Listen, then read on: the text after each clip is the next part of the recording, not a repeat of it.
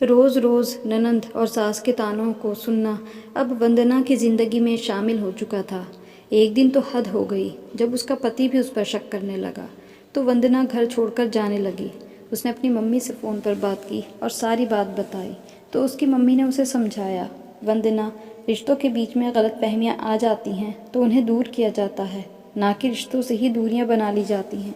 तुझे वो सब शक के जाले हटाने होंगे, वरना तू उन जालों में फंसकर अपनी ज़िंदगी बर्बाद कर लेगी। मुसीबतों को छोड़कर भागना कमज़ोरी है, पर मुसीबतों से लड़कर ही मजबूत बना जा सकता है। वंदना के कदम रुक गए। वो सब कुछ छोड़कर मम्मी के घर जाने वाली थी, पर रहना तो इसी घर में था। उसने आंसू पोंछे और अगली सुबह फिर से तैयार होकर रितेश के साथ ऑफिस चली गई। क्या होगा वंदना का अगला कदम? क्या वंदना अपना घर बचा पाएगी? क्या वंदना अपनी शादीशुदा ज़िंदगी खुशहाल कर पाएगी? तो दोस्तों, पूरी कहानी देखिएगा और हमें फिर इसके बाद कमेंट कीजिएगा। ये तुम्हारी शक करने की आदत कब जाएगी? तुम्हें तो हर बात पर ही शक करना है और मेरा समझाना ही बेकार है। मैं क्यों पत्थर से सिर फोड़ रही हूँ? और वंदना दंदनाती हुई कमरे से बाहर निकल गई। बाहर बालकनी में जाकर आंसू बहाने लगी, पर उसके आंसुओं से रितेश पर कोई असर नहीं होता था। आखिर वो भी तो पूरे दिन ऑफिस में काम करके आती थी और आते ही घर गृहस्थी संभालती थी। उसके काम करने पर उस पर शक किया जाता था और रोज़ 100 सवाल दागे जाते थे। आज पार्टी में जाकर क्या आ गई, उस पर शक किए जाने लगा। रितेश अकेले ही नहीं, उसके घरवाले भी वंदना को हर बात के लिए शक के दायरे में खड़ा कर देते थे। आखिर वो भी इंसान है, कब तक अपनी सच्चाई सबके सामने साबित करती रहेगी? वंदना और रितेश की मुलाकात ऑफिस जाते वक्त बस में हुई थी। दोनों एक ही ऑफिस में काम करते थे, पर एक दूसरे से बात नहीं करते थे। रोज़ यूं ही मिलते मिलाते एक बार रितेश ने साथ में कॉफ़ी पीने को कहा, तो वंदना ने भी हामी भर दी। धीरे धीरे दोस्ती हुई और रिश्ता प्यार में बदल गया। एक दिन रितेश ने बातों ही बातों में शादी का प्रस्ताव रख दिया, तो वह हैरान रह गई। उसने सोचकर बताने को कहा, अपने घर वालों से बात की और शर्त रखी कि वो शादी के बाद नौकरी नहीं छोड़ेगी। ये नौकरी उसका अभिमान है। रितेश ने भी अपने घर वालों से बात की और दोनों की रजामंदी से शादी हो गई।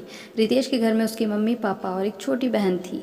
पापा की तबीयत ठीक नहीं रहती थी, उन्होंने नौकरी छोड़ दी थी, तो रितेश अकेले ही घर का खर्च चला रहा था। वंदना के आने से उसे घर चलाने में आसानी हो गई, लेकिन वंदना पर अब दोहरी जिम्मेदारी आ गई थी। उसे ऑफिस जाने से पहले भी काम करके जाना होता था और ऑफिस से आकर भी काम करने में लगना होता था। इन सब के कारण वो बहुत थक जाती थी, पर नई नई शादी हुई थी तो वो कुछ बोल भी नहीं पा रही थी। उसकी सास और ननंद दोनों उस पर हावी रहती थी। एक दिन वो ऑफिस से घर आई तो उसके हाथ में नया पर्स था। ये देखते ही उसकी ननंद नेहा जलने लगी और बोली, भाभी, माना आप कमाती हो, पर अपने ऊपर खर्च करने से पहले आपको भैया से पूछना चाहिए था। सारी कमाई खुद पर ही खर्च कर दोगी तो घर वालों का क्या होगा? मम्मी को आपसे कितनी उम्मीदें थीं। अपनी बेटी नेहा की आवाज़ सुनकर भारती जी बाहर आईं। वंदना के हाथ में पर्स देखकर बौखला गई। वाह बहू, तुम्हारे तो ठाठ हैं। तुम तो कमा भी रही हो और लुटा भी रही हो, और मेरा बेटा वहाँ अकेले मेहनत कर रहा है। ये सब सुनकर वंदना बोली, मम्मी जी, मैंने पर्स खुद नहीं खरीदा है, मेरी एक सहेली ने मुझे उपहार में दिया है। उसकी पर्स की दुकान है और वो हर साल दुकान पर अच्छी सेल होने पर मुझे पर्स देती है, ताकि अगले वर्ष भी उसकी कमाई अच्छी हो। उसके ऐसा करने से उसके काम में बरकत होती है, ऐसा उसका मानना है। भाभी, हमें इस तरह से बेवकूफ़ मत बनाओ। आपने ये पर्स उसकी दुकान से ख़रीदा होगा और उसका नाम लगा रही हो। भला इतना महंगा पर्स कोई बिना मतलब के तो उपहार में नहीं देता है ना। उसकी बात सुनकर भारती जी भी बोलती, बहू, मुझे तो लगता है तूने अपने ही पैसे खर्च किए होंगे, वरना कोई किसी को कुछ नहीं देता है। मम्मी जी, मैं सच कह रही हूँ, मैं झूठ क्यों बोलूँगी? अगर मैं कोई चीज़ अपने लिए ख़रीदूँगी तो आप सबसे छुपाने की क्या ज़रूरत है? भाभी, रहने दो। नेहा और भारती जी अंदर चले गए। ड्राइंग रूम में खड़ी वंदना को बहुत बुरा लग रहा था। वंदना अपने कमरे में जाकर आराम करने के लिए पलंग पर लेट गई और उसके पैरों में दर्द हो रहा था। उसे लगा आराम कर लेगी तो रात का खाना बना लेगी। रितेश की बॉस के साथ मीटिंग थी, इसलिए उसको देर से आना था। तभी भारती जी की आवाज़ आती है, अरे बहू की खाने की तैयारी कर ले, मेरा बेटा आने वाला है। तू तो रोज़ आकर पसर जाती है, फिर खाना बनाने में देरी हो जाती है, और ये पैरों में दर्द का झूठा बहाना मत बनाना। तेरी तो रोज़ की ही आदत हो गई है। तेरा तो पता ही नहीं लगता कि कब झूठ बोलती है और कब सच। भारी कदमों से वंदना उठी। नेहा और भारती जी उसकी ज़रा भी मदद नहीं करती थी। बस ऑफिस से आते जाते वक्त उसे ताने सुनने को ज़रूर मिलते थे। रात को रितेश घर पर आया तो उसके कानों तक भी पर्स वाली बात पहुंचा दी गई। कमरे में जाते ही रितेश गुस्सा हो गया। तुम्हें सिर्फ अपनी पड़ी रहती है। तुम तो मेरी मम्मी और बहन को कभी खुश नहीं रख सकती ना। एक पर्स अपने लिए लाई थी तो छोटी नंद के लिए भी कुछ ले आती। तुम तो मज़े कर रही हो और मेरी बहन तरस रही है। रितेश, ये तुम क्या कह रहे हो? एक पर्स के लिए कितना बवाल हो गया है। और ये पर्स नेहा को ही देने वाली थी, पर मुझ पर यह शक गलत है कि मैंने इसे खरीदा है। तुम भी मेरी बात पर यकीन नहीं करते हो। आखिर तुम भी सब जैसे हो ना। और वंदना रूठकर सो गई। रितेश ने उसे मनाना भी ज़रूरी नहीं समझा। अगले दिन वंदना ने अच्छी सी ड्रेस पहनी और तैयार हो गई। ये आज सज धज कर कहाँ जा रही हो? भारती जी ने पूछा तो वंदना ने कहा, मेरे फ्रेंड का बर्थडे है तो वो होटल में पार्टी देगा। मैं रात को देर से घर आऊँगी। मेरा डिनर भी बाहर ही है। अच्छा, फिर तो रितेश भी बाहर ही खाना खाएगा। वो भी तो जाएगा।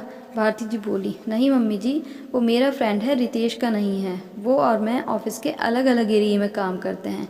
मैं बिल्डिंग 1 में जाती हूँ और रितेश 2 नंबर की बिल्डिंग में। ये सुनते ही भारती जी का शक्की दिमाग दौड़ने लगा। वो शादीशुदा है या कुंवारा? साथ में कितने लोग जा रहे हैं? तुम कब तक आ जाओगी? मेरे विचार से जो जहाँ तुम्हारा पति नहीं जा रहा है, तुम्हें भी वहाँ नहीं जाना चाहिए। कल को कोई ऊंच नीच हो गई तो लोग और रिश्तेदार क्या कहेंगे? समाज में हमारी बदनामी हो जाएगी। ये सुनते ही वंदना का दिमाग चकरा गया। मम्मी जी, आप ये क्या सोच रही हैं? क्यों इतना शक कर रही हैं? मेरा कलीग है और मैं अकेले नहीं जा रही हूँ। रितेश को भी उसके बारे में पता है। और वंदना चली गई। उस दिन रितेश शाम को जल्दी घर आ गया था। उसका फ़ोन नहीं लग रहा था तो वंदना ने उसे मैसेज कर दिया और वो पार्टी के लिए निकल गई थी। घर पर आकर रितेश भी गुस्सा हो रहा था। आखिर अपने आप को क्या समझती है? हमारी इज्जत की तो ज़रा भी परवाह नहीं है। वंदना ने आकर रितेश को समझाया भी कि तुम तो मेरे सभी दोस्तों को जानते हो और तुम ही शक कर रहे हो कि मेरे उसके साथ कोई संबंध है। तुमको तो मम्मी जी को समझाना चाहिए। एक तो वो शक करती रहती हैं, दूसरी और नेहा भी पढ़ी लिखी है, फिर भी वो उनके कान भरती रहती है। फिर शादी करने का ये मतलब नहीं है कि सबसे दोस्ती तोड़ ली जाए। उसने रात को ही अपनी मम्मी को फ़ोन किया और सारी बातें बताईं। वंदना की मम्मी ने भी उसे समझाया। वंदना, रिश्तों के बीच में गलतफहमियां आ जाती हैं तो उन्हें दूर किया जाता है, ना कि रिश्तों से ही दूरियां बना ली जाती हैं। तुझे वो सब शक के जाले हटाने होंगे, वरना तू उन जालों में फंसकर अपनी ज़िंदगी बर्बाद कर लेगी। मुसीबतों को छोड़कर भागना कमज़ोरी है, पर मुसीबतों से लड़कर ही मजबूत बना जाता है। वंदना के कदम रुक गए। वो सब कुछ छोड़कर मम्मी के घर जाने वाली थी, पर रहना तो इसी घर में था। उसने आंसू पोंछे और अगली सुबह फिर से तैयार होकर रितेश के साथ ऑफिस चली गई। पूरा दिन दोनों काम में लगे रहे और शाम को ऑफिस से घर जाने के टाइम वंदना ने रितेश को कहा कि उसे ऑफिस में कुछ ज़्यादा काम है, थोड़ी देर यहाँ आकर उसका हाथ बटा दे। रितेश उसके पास गया। अब वंदना ने एक चाल चली। उसने कहा, रितेश, मैं मम्मी जी को फ़ोन कर रही हूँ, तुम चुप रहना। वंदना ने अपनी सासू माँ भारती जी को फ़ोन किया और कहा कि आज रात ऑफिस में ज़रूरी काम होने की वजह से वे घर पर देर से आएगी। जब रितेश आए तो उसको बता देना। भारती जी तो सुनते ही शुरू हो गई, अरे यही गुल खिलाने थे तो शादी क्यों करी थी? और न जाने क्या क्या शब्द उन्होंने वंदना को बोल डाले। वंदना ने फ़ोन का स्पीकर ऑन किया हुआ था और ये सारी बातें रितेश भी सुन रहा था और उसने इसके बाद वंदना ने फ़ोन काट दिया। वंदना ने रितेश को कहा, रितेश तुम अब घर जाओ, 1 घंटे बाद मैं आ जाऊँगी। रितेश भी समझ चुका था कि उसकी मम्मी को भी वंदना की मजबूरी को समझना चाहिए, यही नहीं कि बार बार हर बात पर शक किया जाए। पर मन ही मन सोचता तो रहा, पर ज़बान से कुछ न कहा और घर चला गया। उसके घर पहुंचते ही भारती जी का टेप तो ऑन हो रहा था। बेटे को भड़काने में उन्होंने कोई कसर नहीं छोड़ी, लेकिन रितेश को पता ही था कि उसकी पत्नी कहाँ है। वह खामोशी से बिस्तर पर जाकर आंखें बंद करके लेट गया। थोड़ी ही देर में वंदना भी घर आ गई। अगले दिन फिर से ऑफिस गए और शाम को लौटते समय घर आने के बजाय वंदना उसे पार्क में ले गई और घर पर फ़ोन कर दिया कि हम दोनों बाहर से ही खाना खाकर आएंगे। पार्क में वंदना रितेश से बोली, रितेश, हम दोनों के रिश्तों में गलतफहमियां और शक आ गया है। न तुम बदले हो, ना ही मैं बदली हूँ, पर हमारे हालात बदल गए हैं। ये वही ऑफिस है, वही कामकाज है, वही मैं हूँ, वही तुम हो, बस अब रिश्ते नए जुड़ गए हैं। तुम तो दोस्तों को जानते ही हो और मैं तुम्हारे दोस्तों को जानती हूँ, फिर तुम मुझ पर शक कैसे कर सकते हो? तुम अपना दिमाग नहीं चलाते हो। जो मम्मी जी और नेहा ने बोल दिया वो मान लेते हो। उसकी वजह से हमारे बीच झगड़े बढ़ रहे हैं। तुम अपनी मम्मी और बहन को खुश देखना चाहते हो, तो क्या मुझे खुश नहीं देखना चाहते हो? हम दोनों साथ में समय नहीं बिता पाते, बस ऑफिस के काम में ही उलझे रहते हैं। ऐसे में कोई कुछ कहे तो वो ही हमें सच्चा लगने लगता है। तुम तो पढ़े लिखे समझदार हो, तुम तो कभी शक्की मिजाज नहीं थे, फिर तुम्हें क्या हो गया है? मैं तो तुम्हारी जीवन साथी हूँ, जिससे जन्म भर का रिश्ता होता है। ये रिश्ता विश्वास पर टिका होता है। अगर इसमें शक का कीड़ा लग जाए तो फिर ये रिश्ता बोझ बन जाता है। तुम नेहा को क्या शिक्षा दे रहे हो? वो भी कल को दूसरे घर जाएगी, इसी तरह की बातें करेगी। आज मुझ पर शक कर रही है, कल को अपने पति पर शक करेगी, तो उसकी ज़िंदगी भी नरक बन जाएगी। हमें तो उसे विश्वास और प्यार की शिक्षा देनी है, पर वो भी शक्की होती जा रही है। पति पत्नी का क्या, परिवार के सभी लोगों का रिश्ता प्यार और विश्वास पर ही टिका रहता है। सभी लोग ऐसे एक दूसरे पर शक करते रहेंगे तो अपनी ज़िंदगी सुखपूर्वक कैसे जिएंगे? रितेश सुन रहा था और समझ भी रहा था। दोनों के बीच दूरियां भी इसलिए आ गई थी कि दोनों एक दूसरे को समय नहीं दे पा रहे थे। रितेश जल्दी ऑफिस से आता था तो वंदना देर से आती थी, और कभी वंदना जल्दी घर आती थी तो रितेश को देर हो जाती थी। बस इसी वजह से रितेश का गुस्सा कुंठा बनकर निकल रहा था और वो अपनी मम्मी और नेहा पर ही विश्वास करने लगा था। सॉरी वंदना, मुझे माफ़ कर दो। मैंने तुम्हारा बहुत ही दिल दुखाया है। मैंने तुम पर गुस्सा किया, तुम्हें बहुत कुछ सहन कर लिया, पर अब ऐसा नहीं होगा। मैं अपनी आंखें और कान खोल कर रहूँगा और तुम पर कभी भी शक नहीं करूँगा। एक दूसरे से बात करने पर ही शक के बादल हटते हैं। और दोनों ने एक दूसरे के साथ समय व्यतीत किया और सारे शिकवे गिले दूर करके घर चले गए। घर पहुँचते ही भारती जी चिल्लाकर बोली, आ गए दोनों ऐश करके, खा पी कर, और हम दोनों यहाँ भूख के मर रहे हैं।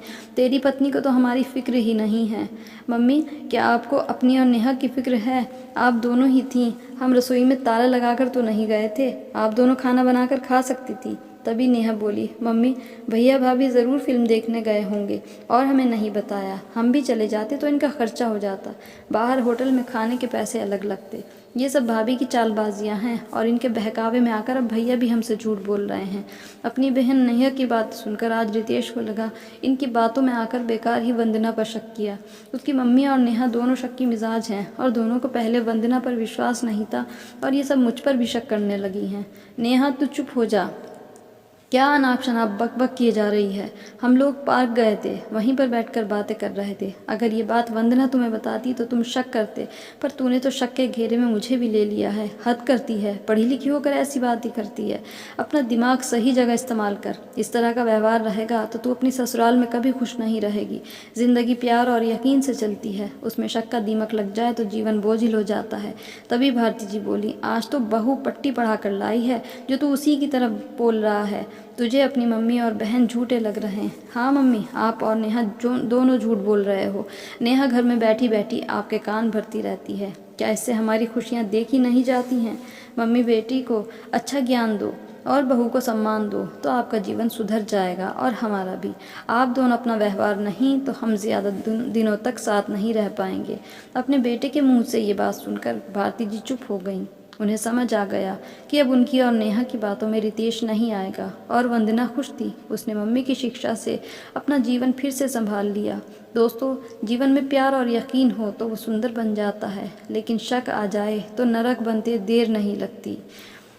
तो दोस्तों, ये थी हमारी आज की कहानी अच्छी लगी हो तो इसे लाइक ज़रूर कर दें और इसको शेयर ज़रूर करें, ताकि अगर किसी के घर में इस तरह की प्रॉब्लम है या किसी की इस तरह की मानसिकता है तो वो दूर हो और लोग सुख के साथ में अपना जीवन यापन कर सकें। और लोगों, सही बात है कि एक दूसरे पर यकीन करके, एक दूसरे की सहायता करके, हेल्प करके ही ज़िंदगी अच्छी गुजारी जा सकती है। ख़ुद भी खुशी से जिएं और दूसरों को भी खुशी के साथ जीने दें। तो हमारे चैनल को सब्सक्राइब नहीं किया हो तो ज़रूर कर लें और अगली वीडियो के साथ में आपसे मिलते हैं। हमारी वीडियो को पूरा देखा करें और हमें आपके सपोर्ट की बहुत बहुत ज़रूरत है। Please help us and subscribe my channel and notification bell को भी ऑन कर लीजिए प्लीज़। Thanks for watching.